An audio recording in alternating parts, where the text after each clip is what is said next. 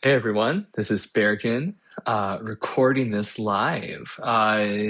Just a disclaimer, I'm going to be reading this off of my computer screen. This is mostly going to be an audio presentation. It's also going to be a one-take thing. I do not have enough time to do multiple takes and make this perfect, so I'm going to be stumbling over words. It's going to be as if I'm just kind of reading this to you in real time.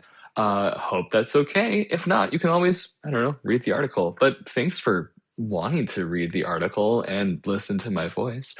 Without further ado, here is Reactionary Centrism and Christianity and you.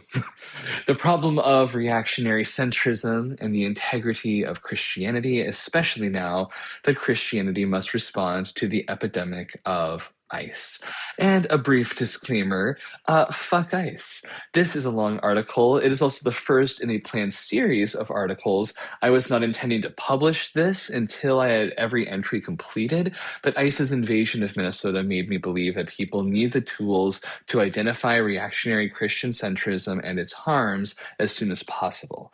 So this is being accelerated in response to ICE. If something is insufficiently defined or established, let me know. And if parts of the article don't seem urgent enough, it's because I started writing this before Renee Good was murdered by ICE. This article begins with an examination of the rise of reactionary Christian centrism within mainline Protestantism, namely the ELCA, over the past 20 years. The second half gives the pragmatic tools to identify reactionary centrism, especially within Christianity. So if the second half is what interests you, or if you just don't have the time to read everything, then please feel free to skip ahead. I'll try to have a time marker at least in the YouTube video of this. The audio only probably won't have that. I have posted the final section, the Reactionary Christian Centrist Playbook, as a separate article, and I'll do my best to also have an audio version of that as well. Without further ado, let's dive in. Part 1, an illustration of reactionary Christian centrism and why it is relevant. Hananiah and the practice of reactionary Christian centrism. In the middle of Jeremiah lies one of my favorite Bible stories. It's in chapter 27, and God tells Jeremiah to build a wooden yoke and wear it around. It is a symbol for how God is placing the kingdom of Judah under the yoke of King Nebuchadnezzar of Babylon. Jeremiah's prophecy calls for the priests and kings to submit to the yoke as God intends. That way, the people of Judah will be spared the desolation that would come from the impending war and conquest. Now, shockingly, Jeremiah's prophecy proves unpopular. It suggests that God has taken the side of the enemy. It calls for surrender instead of salvation. It asks the powerful to become afflicted for the sake of the vulnerable. And Jeremiah knows that his prophecy will not be well received. But like the rest of the book of Jeremiah, God tells Jeremiah to do it anyway. A counter-prophecy arises from another prophet named Hananiah. In chapter 28, he and Jeremiah have a prophetic smackdown. Hananiah declares that everything will get better in 2 years. Judah will overcome Babylon. Their king will return from exile, and life will return to normal. In short, God will break the yoke of Babylon. Jeremiah's rebuttal is to point out that all the preceding prophets prophesied suffering, and time proved them right. So while peace, normalcy, the status quo all sound nice, it's not realistic. Trust in God does not demand the denial of reality. Enraged, Hananiah grabs Jeremiah's yoke and breaks it. He screams that this is how God will break the yoke of Babylon. And Jeremiah's response to this meltdown is to just walk away. But God isn't finished. God tells Jeremiah to go back and to tell Hananiah that the yoke of Babylon is forged in iron, not wood. Hananiah cannot change God's will through the power of positive thinking. All he has done is led people to believe a lie. And believing this lie will lead many to die. in contrast to what God intended. And so God sends Hananiah off the face of the earth, which is a nice euphemism for killing him. I love how weird and uncomfortable this story is. Our protagonist is a pessimistic loser who wears a yoke everywhere he goes. Who among us would trust someone like Jeremiah? His message runs counter to the belief that God wills good things for God's people. His prophecy is to accept defeat for the sake of faithful endurance. Most Christians, myself included, would break the yoke of this obnoxious doomsayer. But we would be wrong. Dismissing the agitators and provocateurs who point out the failings of our religion and theology, at least when those failings are on behalf of the marginalized and the oppressed. Dismissing them always goes against God's will. And so I name Hananiah the patron saint of reactionary Christian centrism, though he himself was not Christian, of course, just that he's a pretty good figure for those of us now with power and influence within the dominant religious expression in America. Hananiah is the great reminder of how liable any Christian with an inkling of power and privilege is to the trappings of reactionary centrism. We're long overdue for a serious conversation about reactionary Christian centrism. Reactionary centrism is the most dangerous political force in the United States of America, and I don't say that lightly, because fascists rage and rave and far-right politicians gut the Constitution, and ICE is literally murdering and kidnapping people in my home state. But reactionary centrists normalize their behavior. They claim that the problem is not the fascists with guns, but that the left drove the fascists into their rampage by pushing too far to the left. Reactionary centrism, quite frankly, is rape culture wearing the clothing of sensibility. And it is very powerful, and it is very profitable. As defined by Aaron Huertas, a reactionary centrist is someone who says they're politically neutral, but usually punches left while sympathizing with the right. Reactionary centrism, I would argue, is the need for the truth to lie between the extremes, the need for the truth to lie between the extremes. Reactionary centrists may not agree with the activity or positions of the political right, but they believe in its right to exist as a valid position in every situation, and they believe that every fault of the right must result from a fault of the left. And there always has to be a compromise in the middle, regardless of where those two camps stake their claims. Reactionary centrism is ultimately about reinforcing the authority of the status quo. And reactionary centrist writing is about reinforcing the authority of that particular reactionary centrist. It's about keeping things the same. I recommend reading Aaron Huertas' entire essay on reactionary centrism for the full political theory. Michael Hobbs, Thomas Zimmer, and Adrian Daub also have good pieces and podcasts exploring reactionary centrism in the realm of politics. But the way that reactionary centrism functions in American Christianity has not been studied or examined, at least nowhere that I could find. There's been a lot more focus on overt Christian nationalism, but not upon the reactionary centrism within Christianity that allows the values of Christian nationalism to infiltrate otherwise liberal, moderate, and even progressive church spaces. Before I define reactionary Christian centrism in full, though, I want to tell you the story of how I came to write this piece, and it's going to feel like a bit of a deep dive. And honestly, it might feel a little like drama and gossip at times, but I think it's ultimately important to show you how reactionary Christian centrism arises and has arisen in great force, rather than just telling you that it has. So buckle up, get something to drink while you read this. I've got a coffee mocktail since I'm recording this late at night and need the energy. Let's start by looking at the ELCA. The vast majority of Christianity in America is pragmatically and functionally centrist. There's a very small pocket of actual progressive Christianity, and most of it's contained to academia and fringe congregations and mainline denominations.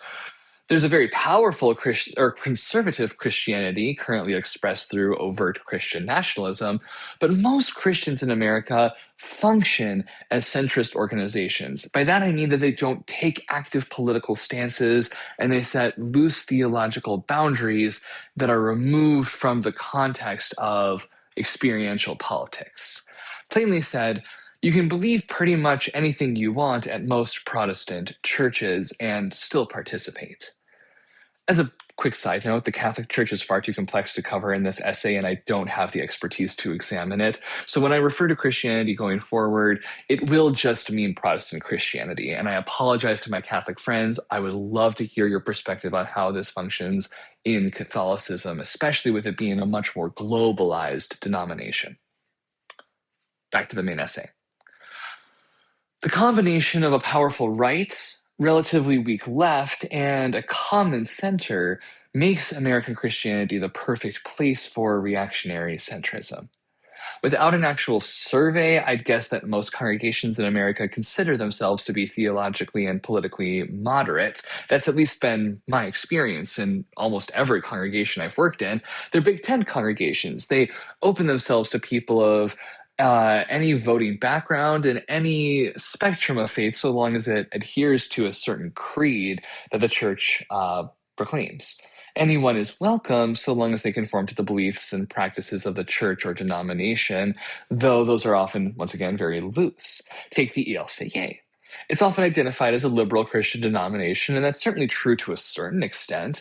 The ELCA's leaders learned biblical criticism and an expansive, as in not fundamentalist, theology. That's basically the standard for liberal Christianity these days. But if you look at the policies and practices of the ELCA, it is a centrist denomination. Congregations must welcome people of any faith position or political leaning so long as they are willing to confess to the three creeds and acknowledge the authority of the Lutheran confessions. Most congregations, honestly, don't even require that all that much. This results in a very centrist expression of Christianity in most congregations. Churches and their leaders strive to appease people from throughout the spectrum of faith and politics. And because conservatives demand affirmation and liberals demand critique in terms of what they want from their politics and theology, this results in the practice of punching to the theological left while sympathizing with the theological right. Consider the example of penal substitutionary atonement theory. There's really no room for this expression of atonement theology in modern Lutheranism, especially the very extreme version, and that's been the case for almost 200 years of Lutheran theology. But because of Billy Graham, a lot of lifelong Lutherans need a bloody and decision-focused atonement theology in their Christianity. It's what they know. It's their language. And not wanting to disrupt that, Lutheran leaders are taught to tread carefully around the topics of salvation and atonement.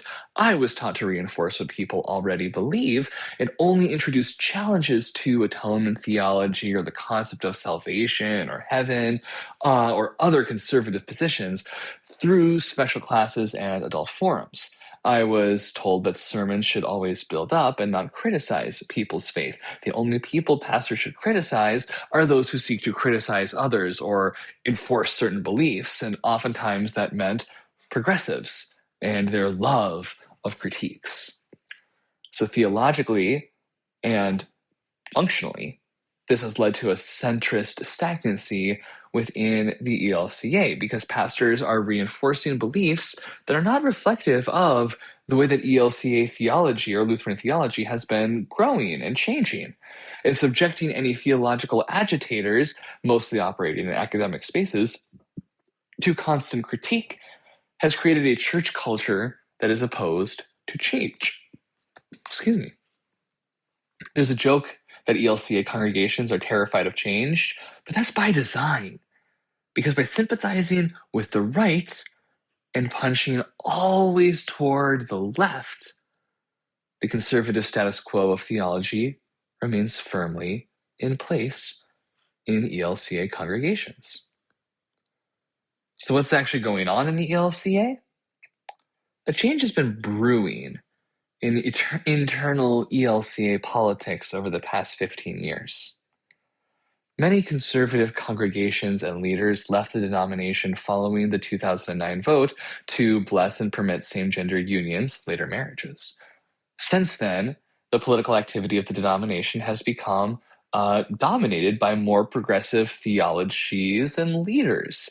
It's not that the entire denomination has shifted progressive. Just read that article I wrote about Luther Seminary for proof on that one. But the people who are investing their energy in the structure and organization of the ELCA are increasingly liberal and progressive and are, for the most part, uninhibited by a conservative resistance. And so a growing resentment of traditional centrist practices is rising in ELCA politics. As fascism and Christian nationalism explode onto the American political scene, leaders and churches feel that it is important for a denomination with progressive stances to take public action. They are dissatisfied by a perceived centrism in the ELCA's weak response to fascism and Christian nationalism, and so these leaders and churches are directly challenging the ELCA's centrist commitments, encouraging them to live by the more progressive values of ELCA theology and policies. Or else, they're just taking action themselves at the risk of being censured by the ELCA. But on the other hand, there are still plenty of conservative leaders, congregations, and people in the ELCA, and plenty, especially of traditionally moderate and centrist leaders and congregations. Some of them resent the denomination's leftward move, or at least they're ambivalent or uncertain about it. Some believe that the ELCA should just be more conservative, while others believe that the ELCA's centrism is its greatest strength. Overall, they perceive that the ELCA, at least its leadership, has been unjustly taken over by the left. And these feelings have been churning for about 2 decades now. Social media in particular has allowed these conflicts to go public in these past decades through Twitter, Facebook, TikTok. Many progressive ELCA leaders have gone semi-viral with critiques of conservative theology or the denomination's centrist positions. And in the past year, these progressive voices collided with the Trump administration's ultra-conservative attacks on liberal institutions and cities. So this combination of increased progressive confidence and the threat of fascist violence has activated the reactionary Christian centrists of the ELCA, who are tired of this extremist, from their perspective, fighting. Op-eds, articles, and sermons have exploded onto the Lutheran scene, responding to a perceived progressive overreach from within the denomination.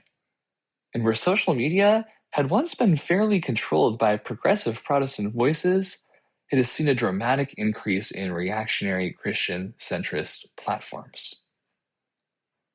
Over the course of 2025, I began hearing Lutheran pastors with large congregations and platforms criticize political correctness, cancel culture, and wokeness through sermons that made the social media rounds.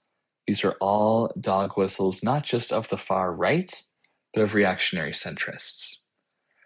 I began seeing articles from ELCA authors or from other mainline Protestant bodies about how the religious left, namely queer people or people of color, have driven conservatives from traditional Christian unity or from mainline Protestant spaces. In denominations, organizations, and congregations that had become more inclusive, I perceived efforts to quiet their stances on LGBTQIA+, BIPOC, and immigrant rights for the stated purpose of re-engaging more in conservative Christians and congregations in dialogue, whatever that means. This is bad, but unsurprising. Christian unity, for its own sake, has been the default practice for the past century. And institutions will claim to be inclusive until it's inconvenient. So I was willing to tolerate such arguments, let that stand, so long as it didn't call for unity with Christian nationalists. Not because these arguments are all right, But because I'm raising a child and my time and energy are very limited and I have to choose my battles, I didn't think I could change much anyway. After all, I know that a lot of Lutherans live in much more conservative areas than I do. I want to believe them when they tell me that compromise is a much more imminent need than overt calls for justice. I can appreciate that different approaches are needed for different contexts. So I decided that I would not get too involved as long as Lutheran leaders weren't claiming that throwing marginalized people under the bus was the progressive thing to do.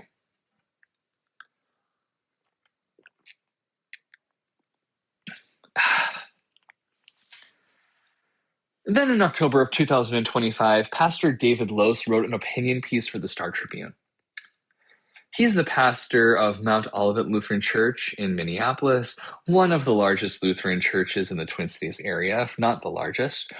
He used a significant platform to undermine the interfaith efforts of Twin Cities clergy, primarily led by women, to pressure the state legislature towards gun reform after a series of devastating school shootings. It didn't help that he was given the space to write this article after the Star Tribune ended its contract with Pastor Angela Denker, whose reputation as a journalist covering conservative Christianity is unassailable. What made his argument abhorrent to me is how he positioned his rejection of this effort to call for gun reform as the truly progressive Christian action.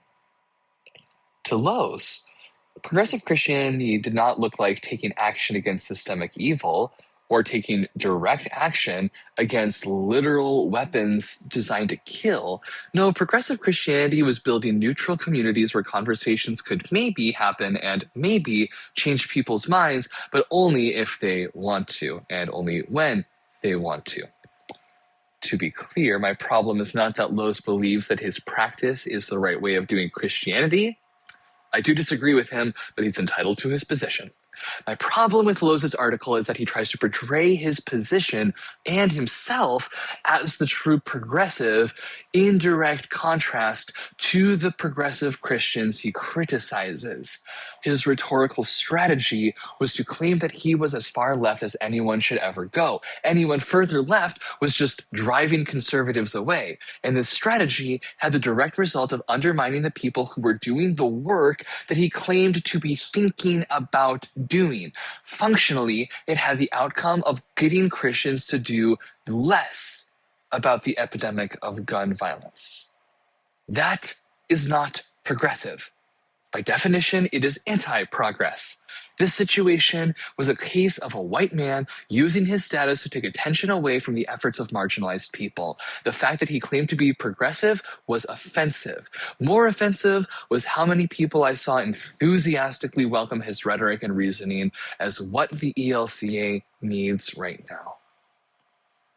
Lose is a classic profile in reactionary Christian centrism. Reactionary Christian centrism is comforting the comfortable and telling the afflicted that their affliction is their own fault. It is the practice of giving privileged people a reason to not get more involved with the problems of the world. It is the practice of blaming people who care too much about the suffering of others for driving bad people to do worse things. It is the practice of denying your feelings and rejecting your senses when they tell you that something is wrong and you should act. Reactionary Christian centrism claims that the message of Jesus is to keep the status quo of the world going, rather than to transform everything for the sake of loving your neighbor. Reactionary Christian centrism offends me because it claims that compassion and change have no place in a progressive witness of the gospel, whereas every progressive Christian actually doing the work of justice knows and believes that compassion and change are the whole of Jesus' gospel. You can believe whatever you want to believe, but I draw the line at lying to people about who you are and what you're doing, especially when your witness causes people to abandon those who need your support. I planned to write a takedown of Lowes' op-ed, but time passed, and I'm a new parent, so I let it go. After all, reactionary centrism is in vogue. What could I do against it? David Brooks is telling people not to worry about a fascist takeover of American life because progressives deserve to be punished. Barry Weiss is using CBS News to convince people not to care about genocide victims because progressive college students are annoying. Perhaps David Lowes represents an unbeatable wave of centrists who are here to tell the people who will not be affected by fascism's worst impulses that they don't have to feel bad for its victims. But then Luther Seminary re-entered the picture. I have a lot of feelings about Luther Seminary, but you already know that. Honestly, writing a 24-page article about my frustrations with them kind of helped put the past behind me, and I hadn't thought about them for a long time. But then in December of 2025, I learned that Luther is receiving a $10 million grant from the Lilly Foundation, and that the purpose of this grant was to partner with 5 organizations to explore new models of theological education. Here are the organizations listed by my levels of concern, starting from least concerned going to most concerned. First, Luther Crest Bible Camp. I have a deep love of Luther Crest. I worked there for 4 summers and know many members of the staff quite well. I trust them. They have taken steps towards greater inclusivity and belonging since I have been there. And given the role that outdoor ministry plays in forming vocations for ministry, this partnership makes sense. If anything, kind of weird that it hasn't been an idea beforehand. So I'm not above giving kudos to Luther for a good idea. Partnering with Luther Crest, awesome choice. Second, Augsburg University. This one surprised me because Augsburg has such a contentious history with Luther Seminary, so I didn't expect them to work with Luther again. But Augsburg is quite progressive, among the most progressive ELCA universities, so okay, not expected, but also a pretty good idea for a theological education partnership. This, again, makes sense. Third, Calvary Lutheran Church in Alexandria. This is where I started to get a little worried. I'm not going to try to do some expository work on Calvary that I am not qualified to perform. I just have a bit of an icky feeling about them. You see, Luther Crest worked closely with Calvary during my time there from 2012 to 2015. They always just kind of set my hairs on end. They were friendly enough, but in that evangelical kind of way. They seemed like they wanted to be the next big megachurch in the area, and from what it seems like, they've succeeded. Their website has big megachurch energy, and you have to do a lot of digging to even learn that they are affiliated with the ELCA. I can't say anything definitive, and they aren't as bad as the next 2 entries, but seeing this church on the list when there are so many other options for ELCA churches in Minnesota alone, let's just say it makes me nervous. 4, Mount Olivet Lutheran Church in Minneapolis. Now we're getting problematic. By all accounts, Mount Olivet is fine, just fine. It's about as value neutral as you can get from a Lutheran church in the Twin Cities. It's big and wealthy and loud and mostly isolated from the wider denomination. It's kind of a wannabe megachurch that falls within denominational lines and has enough traditional practice to keep them from the megachurch image, but they're the epitome of centrist Lutheranism. This is the church that employs Pastor David Lowes from the previous article. They've been a favorite of Luther Seminary for a long time, so it's not surprising to see them on this list, but you know what they don't need?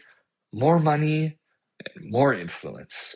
The fact that they get to partner with Luther Seminary on theological education over the countless other Twin Cities churches doing much more interesting things with much fewer resources, this is a huge red flag about the purposes of the project to me. But all these prior pale in comparison to number 5, Lutheran Church of Hope in West Des Moines, Iowa. This is the real problematic one. Lutheran Church of Hope was removed from the ELCA roster in 2024. and for good reason. They were absolutely breaking with the practices, beliefs, and requirements of the ELCA, and not just over matters like LGBTQI plus inclusion, because that's not a requirement in the ELCA, despite what aggrieved conservatives will tell you. No, their removal from the ELCA roster was due to the installation of pastors outside the parameters of the ELCA church body. Specifically, 7 pastors were serving at Hope who were not rostered ministers recognized by the ELCA. This is incredibly inappropriate, especially since they were receiving financial support and validation from the ELCA. So you had people going there expecting an ELCA congregation with ELCA pastors and getting an evangelical megachurch experience. I know so many people who were hurt by this congregation. They drove countless queer people from the church through their horribly regressive and deceptive policies towards queer people and women. And yet, they were lifted up as the largest church in the ELCA for quite some time, and that status led them to suck up more resources and people from other churches in the area. Many ELCA churches closed because they couldn't compete with the monstrosity that Hope became. People lost faith homes because of Hope. Progressive and affirming congregations lost funding because of Hope. Lutheran Church of Hope has done irreparable harm to individuals, communities, and the whole ELCA. So for Luther to partner with them is wrong, especially when the partnership is about pursuing paths to pastoral leadership, which is why Hope was removed from the ELCA in the first place. Luther knows how offensive this decision is. On top of everything, Hope has been leaning overtly into Christian nationalism since Trump's second election. So one has to wonder how Luther Seminary thought it could partner with them without reprisal from the wider ELCA. There's a Reddit thread in the article that I linked to if you want to see a little bit more about the conversation. I haven't vetted all the information discussed there, but you can see some of the hurt that people are processing in real time. So I wasn't thrilled by the announcement of the Lilly Grant for Luther Seminary. I was also dismayed to learn about some of the Christian nationalist inclinations of the Lilly Foundation. I'm not going to do an expose on them or anything, but go to their website, read some of their values. It's sketchy. But again, I have a new baby, and I would rather not get dragged into the mess of church politics again. Plus, some awesome people were already taking Luther to task on this count. Pastor Angela Denker and Pastor Amy Courts are 2 incredible ELCA pastors with great social media presences who are unafraid to take powerful people and institutions to task. Both of them wrote great takedowns of Luther's Grant announcement, and I can vouch for their integrity tenfold. Go follow them and buy Pastor Denker's latest book, Disciples of White Jesus. It's perhaps the best book to read for an understanding of what's currently happening in Minnesota and also just kind of in the wider context of Christianity. But more on that later. I was ready to let this whole mess with Luther slide until I saw someone share a post from Professor Cody Sanders. Cody Sanders is one of the newest professors at Luther Seminary. He publicly identifies as a queer theologian from the Baptist tradition, and I think he might be the first queer professor that's ever served at Luther Seminary, at least openly. He arrived after I had graduated from Luther Seminary, but his hiring was heralded as a victory for queer inclusion and belonging at Luther. And having read his book on ministry for LGBTQIA plus youth, which I would still recommend, I was excited for him to bring a queer witness to Luther Seminary after all the work that was done there. My hopes were dashed by his widely shared post. With 10, actually 11 points, he justified Luther Seminary's partnerships with the most aggressive reactionary Christian centrism I've ever seen. He bullied and criticized anyone and everyone who questioned Luther's Grant announcement, and he passed it all off as progressivism. Once again, a lot of people I respect, bought into his arguments. And it reminded me just how appealing reactionary centrism is even within liberal branches of Christianity, within Lutheranism. It's important to clarify here that reactionary Christian centrism is systemic, not personal. It's an ideology, not the fault of individuals. I don't know Professor Sanders' actual politics, but anyone is susceptible to promoting reactionary Christian centrism. And this post was just so rude, belittling, and dismissive and cruel, and just so inaccurate and wrong that I have to respond. I had to respond. I have awoken from my dogmatic slumber. My yoke has been broken, and I must respond to the rampant Hananiah coming out of Luther Seminary. That's a bit melodramatic. I'm sure Professor Sanders is an excellent person and theologian, and my every impulse is to treat him with the kindness, charity, and respect he deserves. I really don't want to do this. But the time for niceness is past. Christianity is at a crossroads between empowering or opposing fascism, expressed through Christian nationalism. There's no middle ground available to us. Any attempt to hold a middle ground engages in dangerous levels of reality denial, pretending that things will be all right if we continue to trust in the processes, systems, and authorities that have driven us to the point of collapse is not acceptable. We must surrender to the reality that Christianity requires the yoke of justice. We must not accept a message of peace until there is evidence that peace is a possibility for all people. In a time of mass suffering, death, and oppression, of genocide, God's call is to surrender to reality, get outraged, and repent. So I'm going to post a full dissection of Professor Sanders' 10 points in defense of Luther Seminary. I am not doing this to take him down, to cancel him, or to claim that his position is not valid. I'm not even going to come after Luther Seminary. He is entitled to his beliefs and stances. Luther Seminary is entitled to get their money, get paid, whatever. And I am sure that many people earnestly agree with him and with Luther. I'm simply going to deconstruct his argument to reveal how it engages in the dangerous rhetoric of reactionary Christian centrism, passing for progressive Christianity. Reactionary Christian centrists can believe whatever they want, but they don't get to pass themselves off as progressive Christians. And they don't get to blame progressive Christians, especially marginalized people, for everything going wrong within Christianity without some pushback. And then I'm going to do the same for David Lowe's op-ed. It will serve as an excellent example of reactionary Christian centrist rhetoric, and the way that rhetoric is appealing and common to Christian spaces. And then, I don't actually know what my third subject will be. I feel like I should follow the rule of 3, but I have to be careful. I really don't want to risk unnecessary drama, and I always want to be abundantly clear that my goal is to examine these pieces of writing as rhetoric, as examples of rhetoric. Not to cancel people or claim that they aren't worth following, not even to trash their opinions. People are allowed to hold their opinion.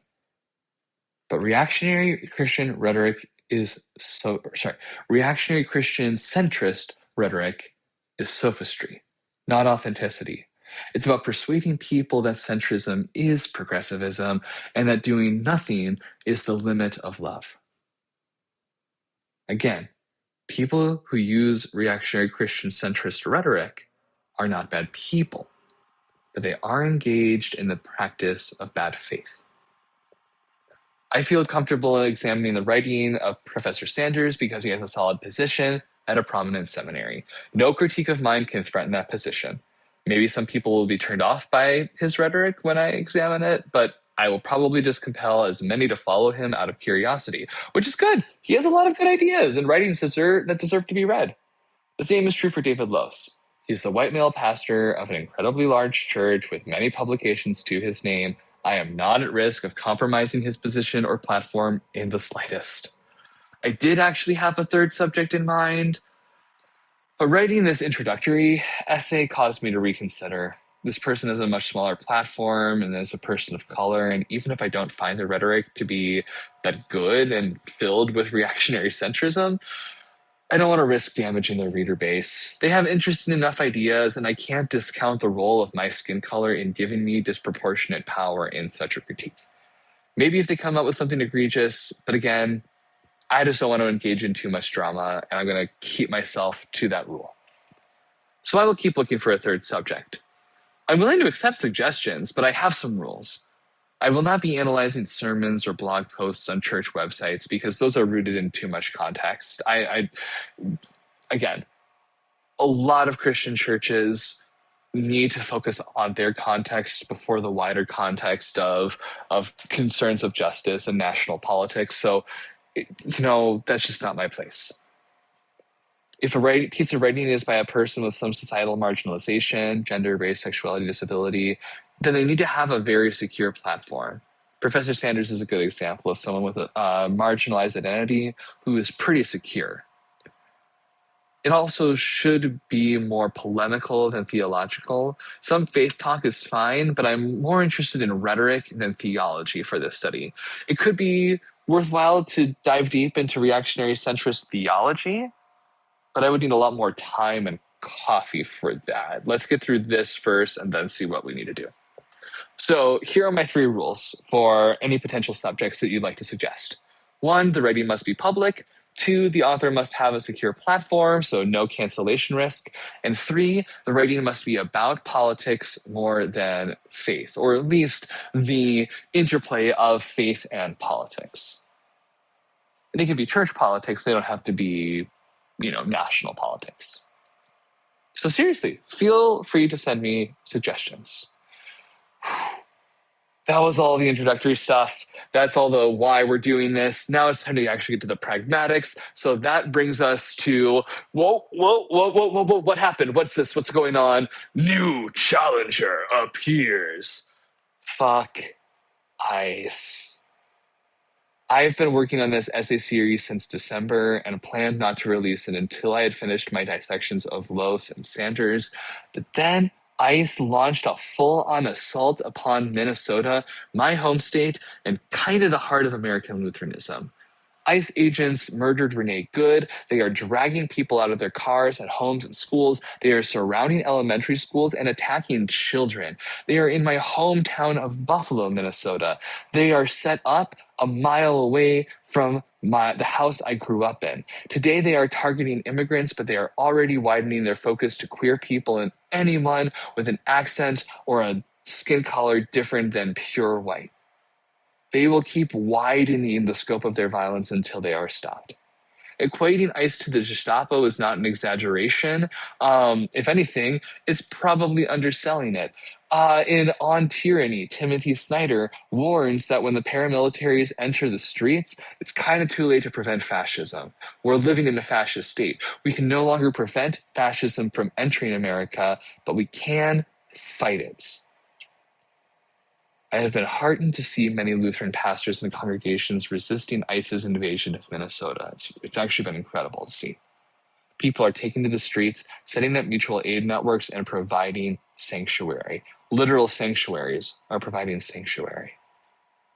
But I have also seen far too many Lutherans acting like this isn't their fight, that it isn't their responsibility to love and serve their most vulnerable neighbors in this critical moment. And I have seen far too many Lutheran leaders with large platforms take a reactionary centrist stance on ICE, giving people an excuse to ignore the literal murder, kidnapping, assault, and deportation of their neighbors. To act like everything will be made right without taking action is the work of Hananiah. It will only lead to destruction.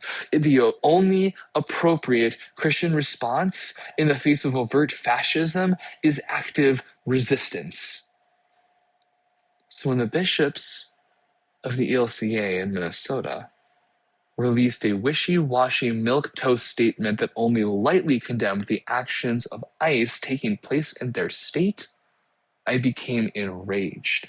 This statement is reactionary Christian centrism from leaders who were appointed to lead their people in this critical moment. While their statement acts as if it's some offering of wisdom and justice, its function is to encourage non-action. Their statement will be the third subject of my dissection, and in fact, I'm going to cover it first. Because let me reiterate, there is no both sides to ICE's crusade in Minnesota and across the country. One side is murdering and deporting our neighbors. The other side is trying to stop them. The status quo right now is genocide. And if you are doing nothing to stop the status quo, you are supporting it. Reactionary Christian centrism in this moment believes in a Jesus who threw Peter into the hands of the Romans when confronted in the Garden of Gethsemane, but then said that, oh, don't worry, I'm still with you. I'm still on your side. It believes in a Jesus who rejected God's will and forced the cup to be passed on to someone else. It believes in a Jesus whose love was lived through niceness rather than sacrifice. Which is to say, reactionary Christian centrism doesn't believe in Jesus at all.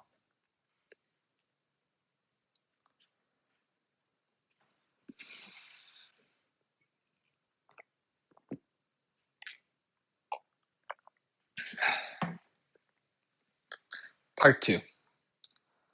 A pragmatic examination of reactionary Christian centrism.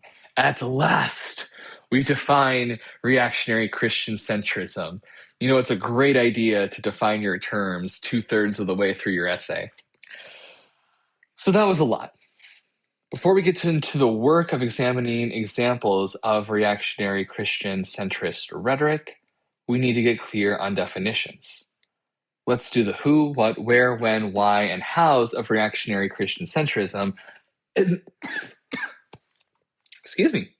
And then, understanding these definitions and strategies, we'll be able to better deconstruct the rhetoric of our examples of reactionary Christian centrism in future essays, and also deduce what goes into the formation of a reactionary Christian centrist.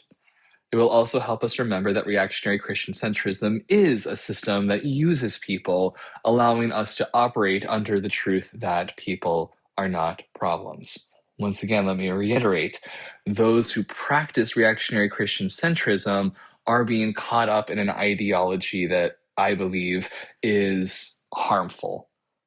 But they themselves are not the problem. People are not problems. The how section of this part of the essay will cover the reactionary centrist playbook.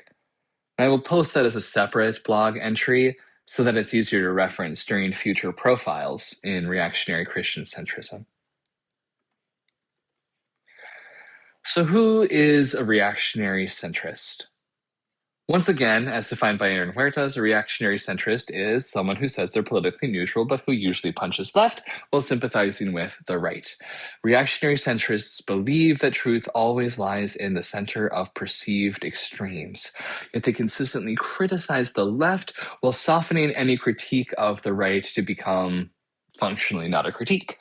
Often they will treat the right as something that will never change or should never change. It's always the left's fault for not understanding, respecting, or including the right, even when the right has held power for 50 years.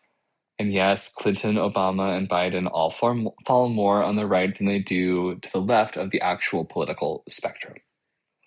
Reactionary centrists are distinct from radical centrists. They do not claim to be ideologically tied to a political practice like radical centrists do.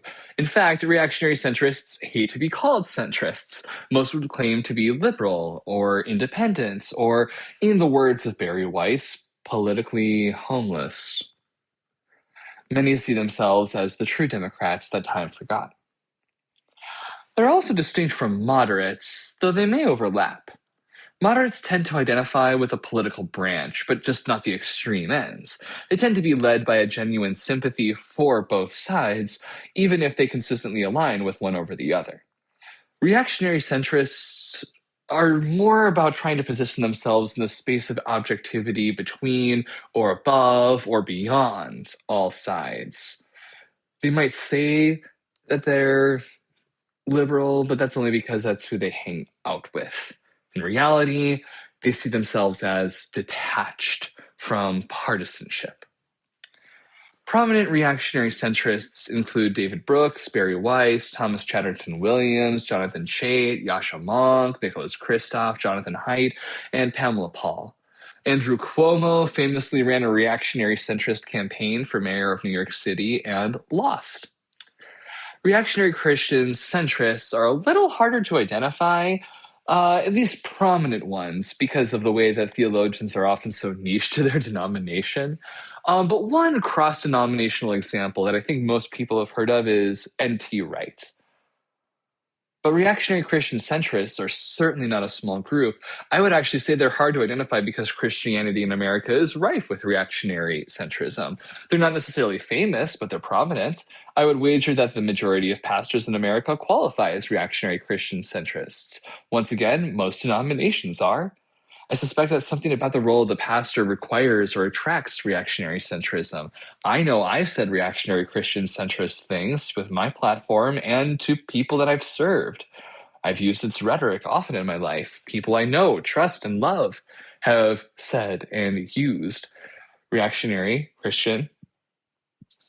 Excuse me. People that I know, trust, and love have said reactionary Christian centrist things in public. Historian Thomas Zimmer argues that the ideology of reactionary centrists is status quo fundamentalism. And while he focuses on class, religion plays just as significant a role in the status quo of American life. Christianity has been dominant to the American political self-conception for the past century. Christians, conservative and liberal alike, have gotten used to the holding a high degree of power and privilege in America. Many Catholics and Mainline Protestants may chafe at the rising Christian nationalism of the right, but they still want to maintain their power and privilege. Many still dream of the glory days when Christians and their leaders were entitled to greater respect in this country.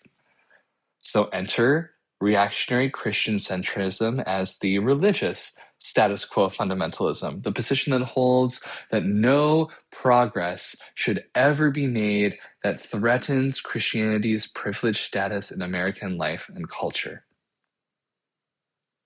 I think you're going to find that reactionary Christian centrism is a lot more prominent than you might think it is. What do reactionary centrists do? Reactionary centrists transmit far-right talking points into liberal or progressive spaces. Their aim is to curtail how far left the left is allowed to go.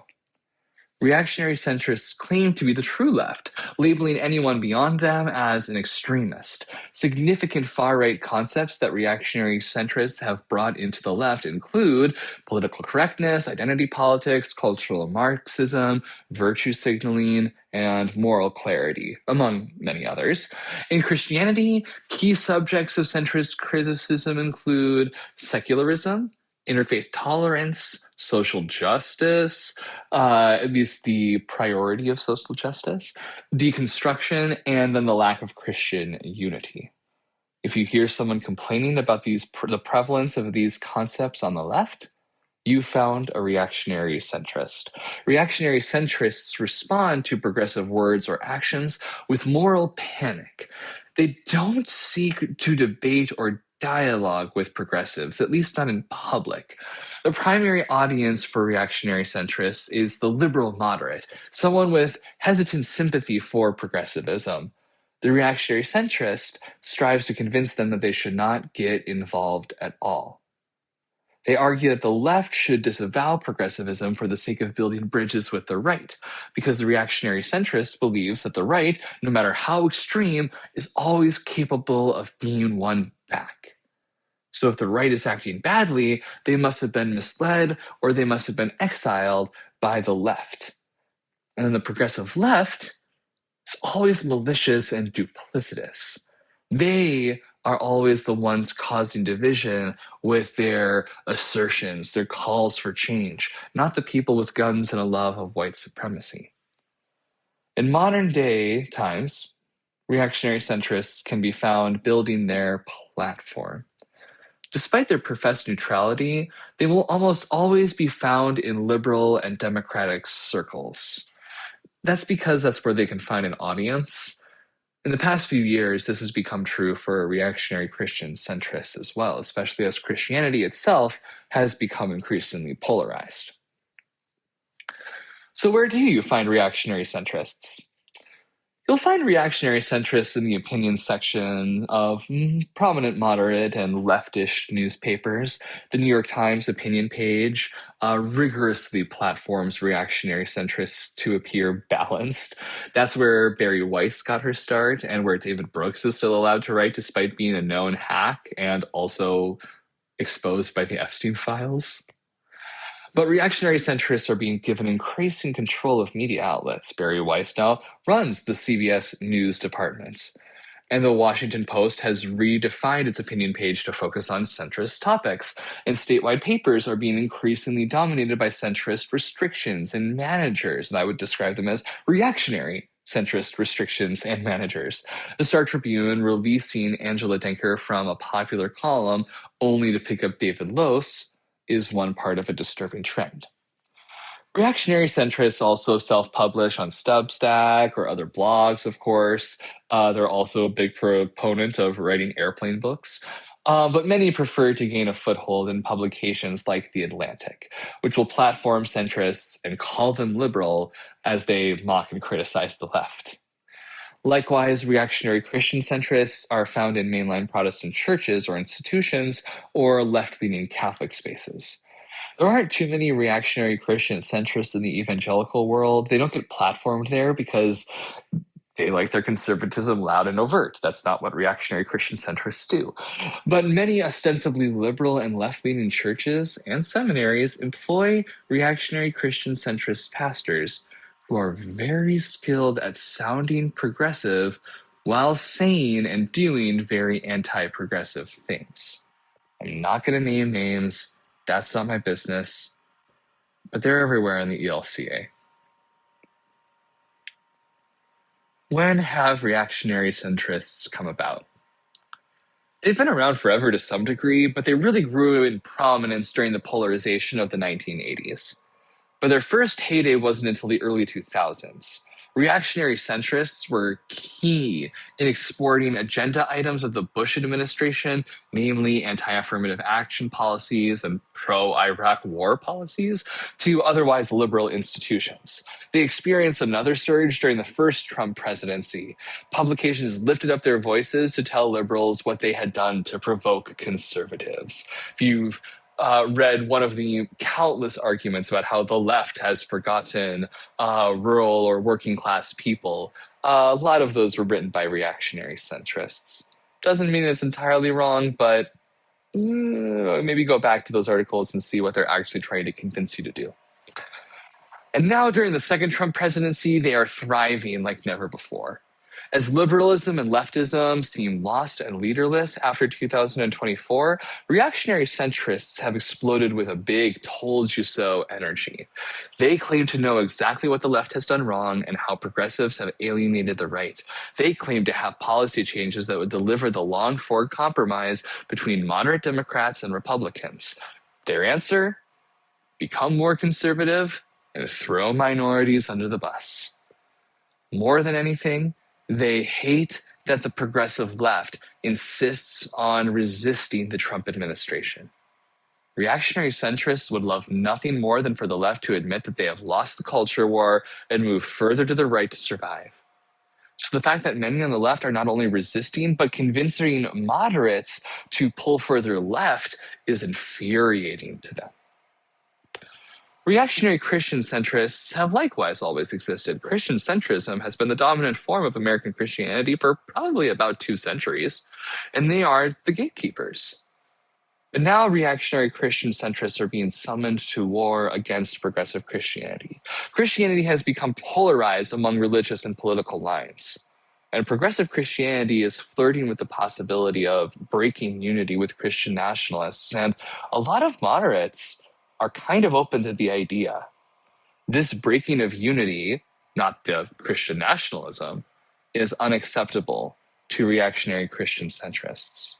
So they have come to denounce the left and call for the tolerance or a return to the status quo, even if that status quo is Christian nationalism.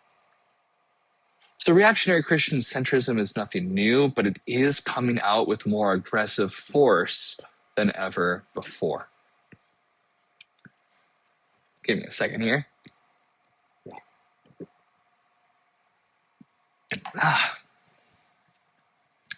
So why are reactionary centrists? That's the question, isn't it? I plan to explore the question of why reactionary centrism at the end of each profile. I do in reactionary Christian centrism, but I don't know the answer to that entirely. There's an obvious answer to get out of the way: platform building. It is immediately apparent that many reactionary centrists seek to build a contrarian brand to stay employed in left-leaning spaces. It's a job. David Brooks has locked that strategy down. But while I'm sure there are plenty of commentators choosing reactionary centrism as a vehicle for profit, I also find it too cynical to suggest that all reactionary centrists are in it for the money, especially within Christianity. Because once again, I feel like to a degree I was taught reactionary Christian centrism in seminary, in internship, just on the job of being a pastor. Instead, I believe that reactionary centrists are anxious and afraid. The world feels out of control, even to more privileged classes of people. I think that reactionary centrists feel responsible for helping people and institutions remain in control during a time of chaos. This is especially true for pastors and chaplains. Other reactionary centrists are aware of just how much violence exists in the political right and want to prevent as much death or suffering as possible. And to that end, they can't understand why progressives just won't be pragmatic and stop provoking the known agitators. They don't care that it's victim blaming. They just care about keeping the people they love alive. They're peacemakers, at least in their minds. I also think that reactionary centrists believe in a well-ordered world. They believe that if people just did their job, knew their place, and followed the rules, then the world would work out fine. A lot of Christian theology stems from the belief in a well-ordered world, and while the far right may be extreme and even violent, they're still authoritarian.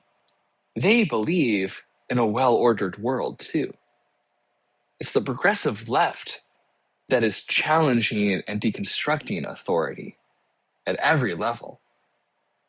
This makes the left the greater threat to the well-ordered world.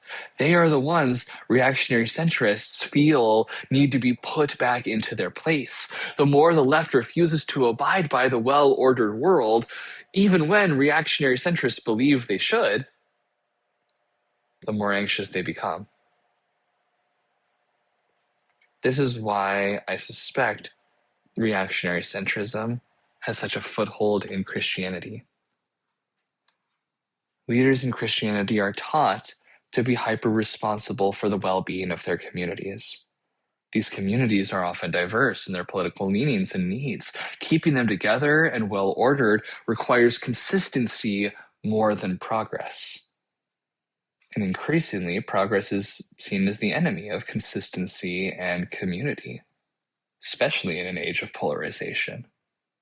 Progressivism threatens to upend the project of Christianity for the last 1,500-ish years.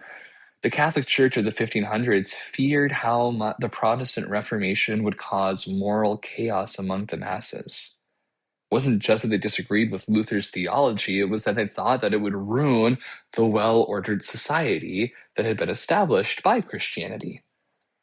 And today, many reactionary centrist Christians within Protestant denominations fear that the combination of progressivism and Christianity will bring moral chaos and disruption to the well-ordered world.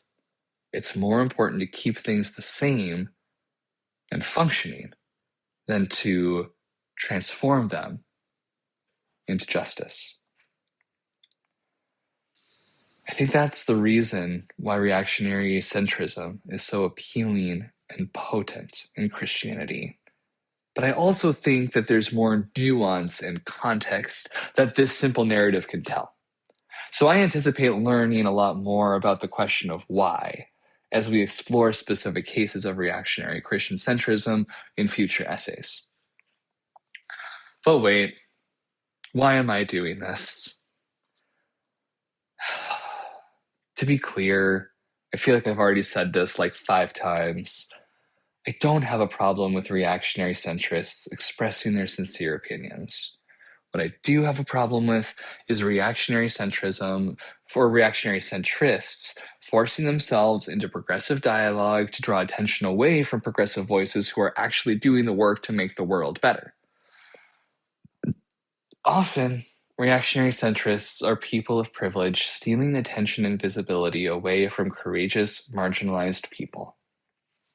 That's why I started this essay in reverse, with the narrative of the rise in reactionary Christian centrism that motivated me to take on this project. I wanted you to see just what they're doing that offends me. The other problem I have is that reactionary centrist rhetoric is remarkably persuasive on the surface. It tells people, especially liberals and moderates, what they want to hear, and it keeps them from hearing what they need to hear. This is doubly true within Christianity. To make a way too broad observation, American liberals want the problems of the world to be something that they can solve. If the problem is with how people talk, act, or think, that would be perfect. That can be solved with simple actions and legislation. In contrast, liberals tend to be cautious of systemic critique. They do not want the solution to be a full revolution or reevaluation of the systems that give them comfort. They don't want the kind of change that's going to throw us into the realm of no guarantees. Self-preservation. Progressivism in America and worldwide, though, is rooted in systemic critique. It involves a lot of deconstruction and dismantling of oppressive systems and institutions. And our own preferred systems are not safe from critique. It requires changing the things that bring us comfort and being willing to let a lot of things go. It's hard, unflattering, and pretty miserable work. It's the message of Jeremiah, not Hananiah. It's wearing a yoke around, not breaking it. So when reactionary centrists come in and claim that progressives just need to be less agitating and bipartisanship will suddenly work again, it sounds pretty appealing to liberals and moderates who might otherwise be sympathetic to a progressive message, who might need to hear that to show up for their loved ones and neighbors. Liberals and moderates are being sorry, let me start that over again. Liberals and moderates are persuaded to progressive causes by their feelings, rather than by reading or knowledge. This might be surprising because of how much progressives love knowledge and reading and long-form essays, but that's not actually what persuades the liberal and the moderate. It's when the liberal and the moderate see people suffering from mass violence, genocide, or lack of health care that they feel like they should do something. The progressive will then tell them that their feelings should lead them to dismantle the systems of harm. Don't start or go to the symptoms, go to the source, change something about the world. The reactionary centrist will tell them that their feelings should only lead to individual actions of care, and then they should trust higher authorities who know better how to resolve those problems. Regardless of the outcomes, it's ultimately the reactionary centrist reasoning that tends to be more appealing. This year, things have gotten so bad and the rhetoric around certain topics so anti-progressive and inhumane that I just can't keep quiet. A number of reactionary centrists have established themselves as the true progressives, and people are believing them. But their anti-progressive rhetoric contributes to the rise of violence against progressives, especially people with a minority identity. As Adrian Dalb observes, telling a social movement organizing societal outcasts not like that licenses the reactionary violence, while telling that reactionary violence, hey, also not like that, will not change a goddamn thing. We're seeing that play out in Minnesota right now. Reactionary centrists may claim that they are pragmatically protecting open liberal dialogue from progressive extremists, but they are actually giving the worst faith actors permission to attack and oppress while telling the better faith actors to answer violence with apathy. Reactionary centrists have the right to speak, but they don't get to have the last word. They don't get to have the right to infiltrate progressive spaces uncontested. And they don't get to make the world a more conservative and hostile place for vulnerable people without facing serious evaluation of whether they belong in left-leaning spaces, especially when Christianity is at this crossroads on how to respond to outright fascism and Christian nationalism. I'm not a political scientist, but I am a pastor trained in literature, philosophy, and rhetoric. I know how to examine arguments and make trend analyses. I have read and reviewed a lot of reactionary centrist and reactionary Christian centrist literature to prepare for this article and the series of articles to come. It's shocking how prevalent it is once I started learning what to look for. I can't argue with the content of reactionary centrists, and that's not my goal. I don't think a theological argument or debate is really going to change all that much right now. I'm more interested in giving people the tools to identify and dismantle reactionary centrist rhetoric. My goal is to show how reactionary centrists, particularly in the space of mainline Protestantism, use certain rhetorical strategies to convince their audience that their perspective is as progressive as one should ever be. I am to show why they are so persuasive, and I intend to reveal how their rhetoric is designed to guarantee an outcome where the status quo does not change. Or if it does, it only becomes more conservative.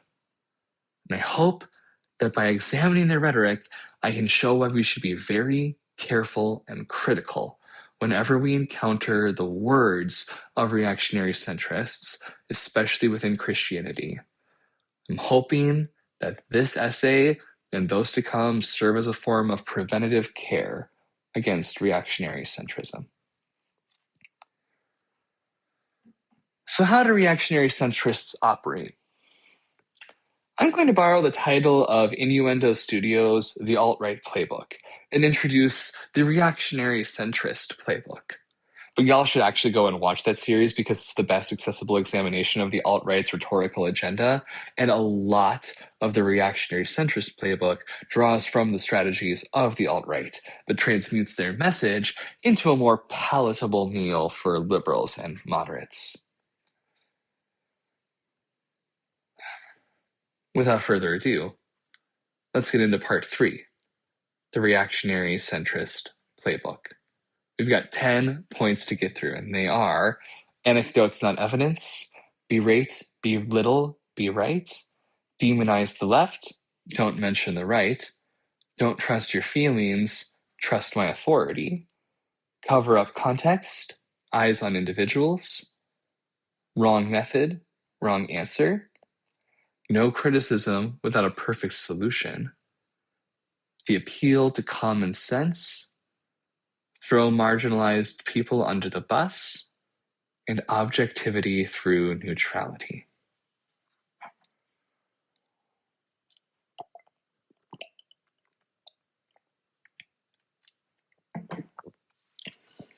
Strategy number 1, anecdotes, not evidence. The first thing you will notice about reactionary centrist rhetoric is that they rarely cite sources or studies, at least not ones that are relevant to their points. They prefer to tell you a story that proves their point and rely on that story to do the heavy lifting for their arguments, whether or not that story is true or in good faith.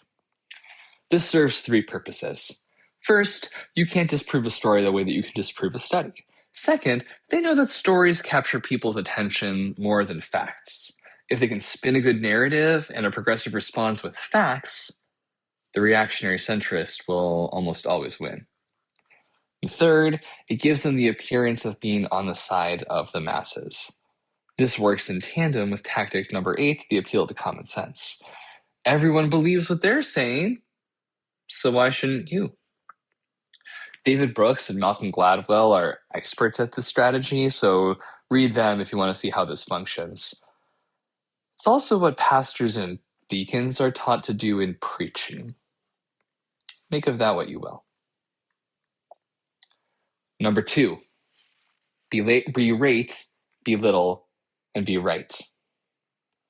To control the conversation, the reactionary centrist will come out swinging with politely phrased condescension toward their progressive opponents.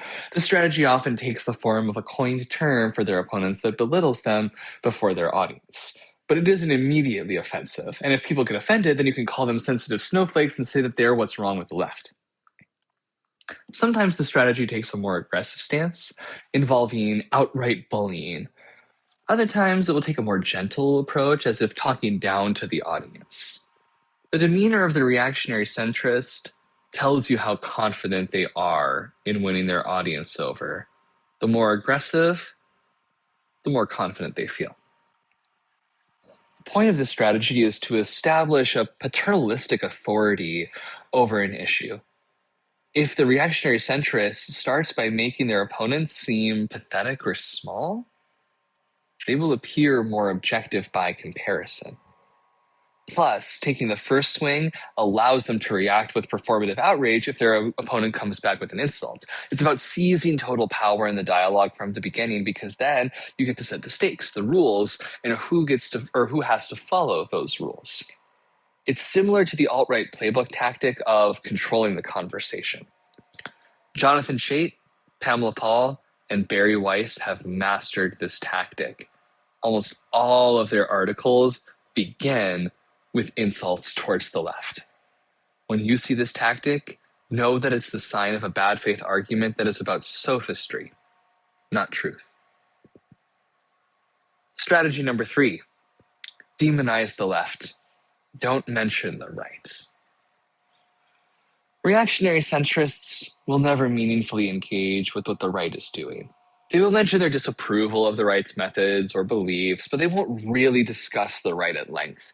To them, the right is totally reactive to what the left does. They have no plan. The right is just the id to the progressive superego and the reactionary centrist's ego. The right can't control what they're doing, only the left can control them through their actions. And so, the reactionary centrist will make those to the left of them into a monster. They will use hyperbole, exaggeration, and overreaction, moral panic, to make the progressive wing of the left look just as bad, if not more so, than the right, and they will never acknowledge that this is a false equivalence, because the progressives should know better, whereas the right is just doing what they do.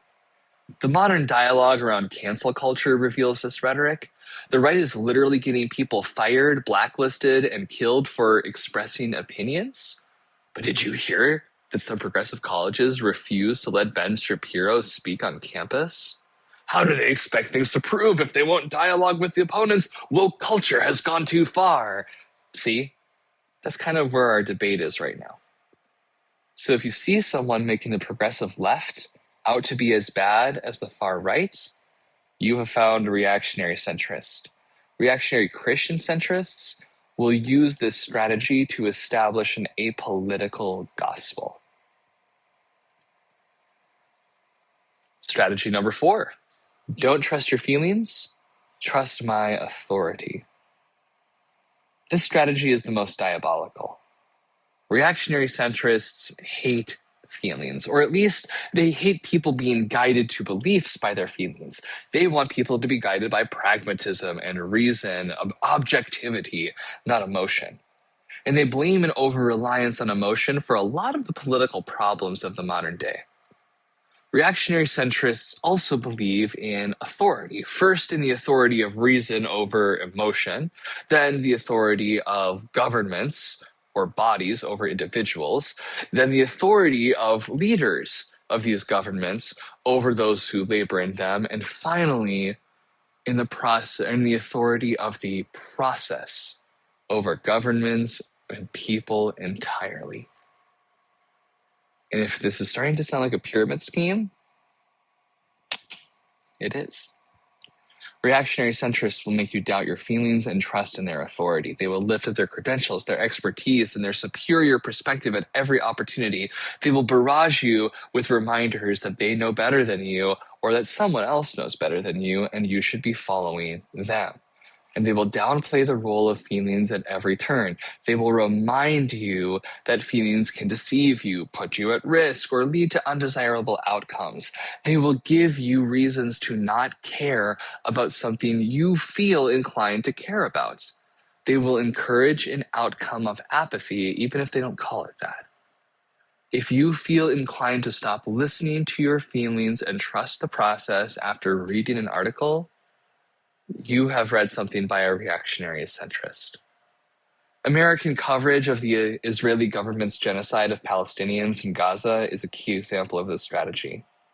A lot of people feel inclined to stop genocide when they see people being killed. But reactionary centrists are hard at work reminding people that social media can be deceptive, people in power know better what needs to be done, and you shouldn't risk being anti-Semitic. Through this strategy, reactionary centrists have contributed to genocide. Reactionary Christian centrists have a whole history of Christian theology that's rooted in the subjugation of feelings and emotion to intellect, faith, and authority. You better believe it's pretty prevalent there.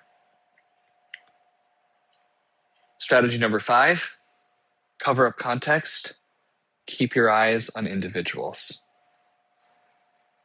Reactionary centrists focus on individuals rather than acknowledge the role of context. Ideology plays a role in this strategy because reactionary centrists tend to believe that individuals are responsible for their situation. Context is seen as an excuse, an attempt to blame society for their failings.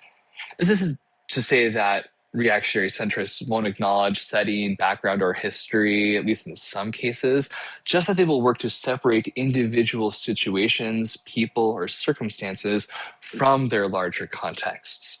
This is often done by drawing people away from the actual circumstances surrounding a contested issue and focusing narrowly on the flaws or failings of the individuals involved. Thomas Chatterton Williams is notorious for this tactic. In Summer of Our Discontent, he attempts to remove George Floyd's murder from its racial context. He does this by downplaying the role of systemic racism, using Black exceptionalism to claim that racism is without potency in America, and then he hyper-focuses on the perceived character deficiencies of George Floyd to blame him for his own murder.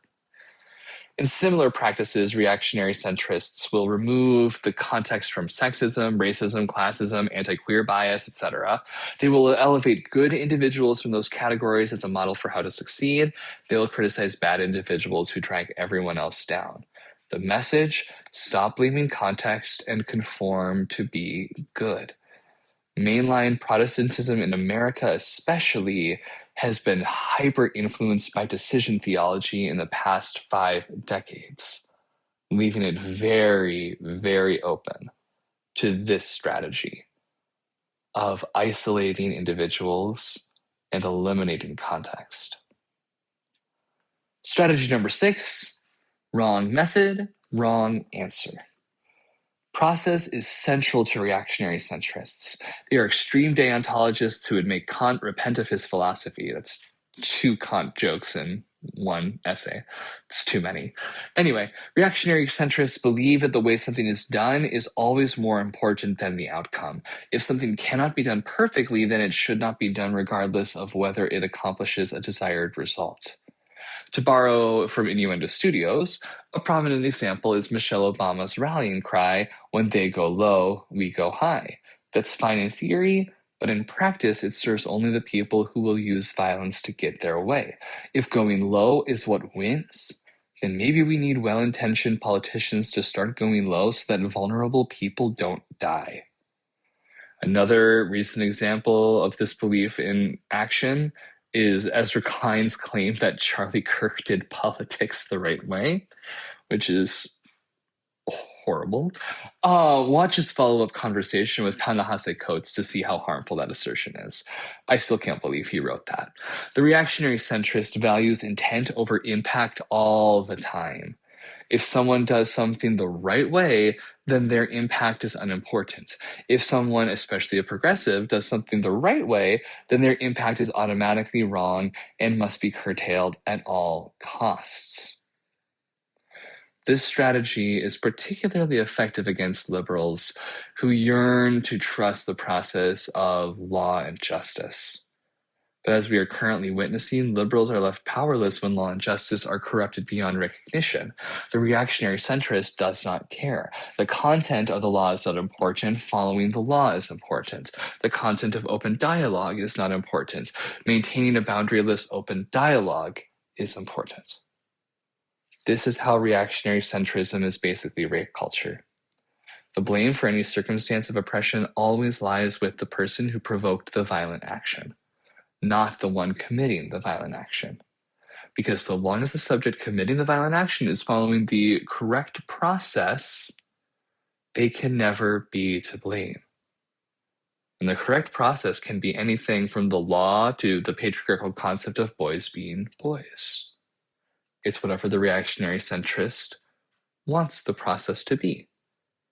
And considering how Christianity is to blame for rape culture, this tactic is all over the place in reactionary Christian centrist sermons, articles, books, and social media posts. It's always about following the laws and the methods, not about the outcomes. Strategy number 7, no criticism without a perfect solution. Reactionary centrists are pragmatists at heart. They believe that progressivism means linear, incremental progress, and part of what baffles and enrages them about progressives is that they are increasingly abandoning the linear notion of progress. Therefore, reactionary centrists refuse to entertain any critique of anything without a perfectly planned pragmatic solution. They view deconstruction as an indulgence that threatens the functioning of society. Remember that they value process over outcomes, so if a critique threatens the process and does not have a replacement, they will refuse it outright. The only critique they will claim to consider is one that contains a proven replacement to the subject being critiqued, and I have never seen this happen. What the strategy accomplishes, intentional or not, is the shifting of the Overton window further to the right, because the processes that serve the status quo empower conservative activity. Conservatives seek to use the process for their own power, which is a fair way to use the process according to reactionary centrists. Progressives seek to dismantle and experiment with the process of power to serve more people, which is not a fair way to use the process according to reactionary centrists. So by demanding a perfect, proven solution and rejecting any critique that doesn't come with such a solution, reactionary centrists allow the Overton window to be pulled further and further to the right. The other thing this rhetorical strategy accomplishes is the solidification of reactionary centrist power because it makes their standards the requirement for any proposed solution. If they're not satisfied, then they will not change. And somehow, it seems like they are never satisfied by any progressive solutions that just happen to threaten their power and privilege. A shorter critique of this strategy is the phrase, neutrality sides with the oppressor. Critique on its own is a valuable part of the process of stopping oppression. Sometimes the best solution is to just stop. But this threatens the belief in linear progress. It also contrasts with the belief that all solutions should be immediately apparent. Speaking of, strategy number 8, appeal to common sense. The reactionary centrist believes in common sense above all else. Not Thomas Paine's common sense, that's far too revolutionary for them. No, the common sense reactionary centrists believe in is their own. If they think it, then it must be true. And this truth must be obviously apparent to everyone else once revealed to them. Anyone who disagrees is in denial or an extremist agitator. Reactionary centrists will speak truisms and count on the reader's common sense to acknowledge them as true. They will use sentence structures, assertions, value judgments, and such to discourage you from questioning the statement's truth. They will make broad claims with no support and count on readers either trusting their authority or agreeing with them because they like what they have said. Their writing draws upon a certain moral majority or every man's perspective where the common people know the right answer to every major question. The problem is not that answers are unknown. It's just that extremists keep pulling us away from common sense. Reactionary centrists rely on group thinking. They draw upon the reality that most people are authoritarians to some degree. They draw on the desire for answers to be easy and things to be mostly all right. It's a very neoliberal perspective of the world where every major problem either has been or will soon be solved by democratic capitalism, or at the very least it can be righted without a status quo shift. To avoid falling for this rhetorical strategy, ask why for every point that a writer makes. Reactionary centrists don't want you to ask whether something is true or why one should believe what they say. They want you to accept their account of reality and their obvious proposed solutions. They don't want you to ask who benefits from their solutions and why their account is definitive. Be especially suspicious if a writer's points make you feel good, satisfied, and like you don't have to do all that much for things to be okay. Be even more suspicious if the writer suggests that the majority of people think like them and or you. Protestant Christians are very susceptible to this tactic because we do want to believe that it's true. It is certainly how we've been taught to organize churches, but the problem comes from giving common sense primacy over expertise in every situation. Yet many pastors and deacons are trained to not object to a community's common sense. This leads to a lot of unintentional reactionary Christian centrism. This is worth exploring more, and I will in upcoming essays. I just wanted to mention that this tactic, the common sense tactic, is very, very easy to use to persuade a Christian audience.